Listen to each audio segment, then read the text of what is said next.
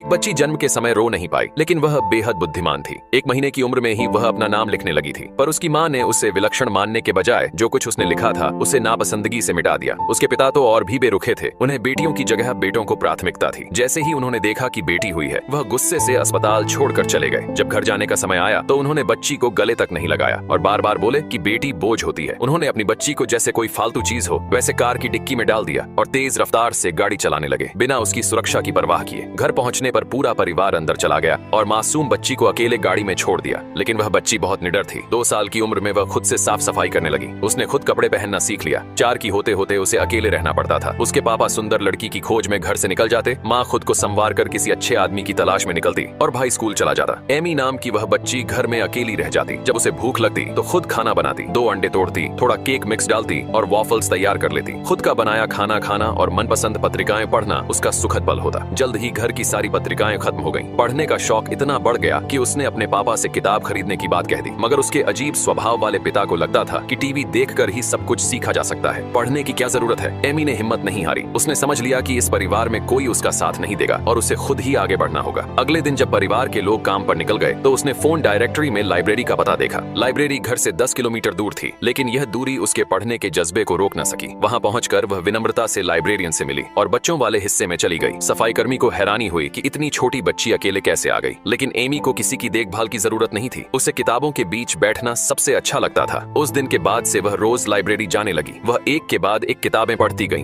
बच्चों की किताबें तो जल्दी ही खत्म हो गईं और अब वह बड़ी किताबों की ओर बढ़ी। लाइब्रेरियन उसकी लगन से इतनी प्रभावित हुई कि उन्होंने उसे लाइब्रेरी कार्ड बना दिया। अब वह किताबें घर ले जा सकती थी और उसका सफर का समय भी बचने लगा। समय बीतता गया और एमी अब 7 साल की हो चुकी थी। किताबों से उसने बहुत कुछ जान लिया था। जब वह स्कूल जाने लायक हुई तो उसने अपने पापा से स्कूल भेजने की बात कही, लेकिन उसके पापा को यकीन था कि वह केवल 4 साल की है। उन्होंने अपनी पत्नी से पूछा, जिसने कहा कि वह 5 की है। सच्चाई यह थी कि एमी 7 साल की हो चुकी थी, लेकिन माँ बाप को उसकी उम्र की परवाह नहीं थी। जैसे ही पता चला कि वह स्कूल जा सकती है, उसके पापा थोड़े परेशान हो गए, क्योंकि घर में बहुत सी डिलीवरीज आती थीं और उन्हें लगता था कि कोई तो होना चाहिए जो उन्हें ले सके। इसलिए उन्होंने उसे स्कूल नहीं भेजा और उसका सपना टूट गया। अपने कमरे में जाकर वह किताबों के सामने रोने लगी। एक दिन उसके पापा बहुत खुश होकर लौटे, क्योंकि उन्होंने ढेर सारी पुरानी गाड़ियां बेच दी थीं। उन्होंने अपने बेटे से कहा कि पैसों का हिसाब लगाए, लेकिन जैसे ही वह नंबर बोला, एमी ने तुरंत सही जवाब दे दिया। उसके पापा को उस पर विश्वास नहीं हुआ और उन्होंने आरोप लगा दिया कि उसने चोरी से देखा होगा। जब एमी ने कहा कि पर्ची तो आपके ही हाथ में थी, तो उसके पापा ने उसे मार दिया। उस दिन एमी को बहुत अन्याय महसूस हुआ। उसने ठान लिया कि अब वह इसका बदला जरूर लेगी।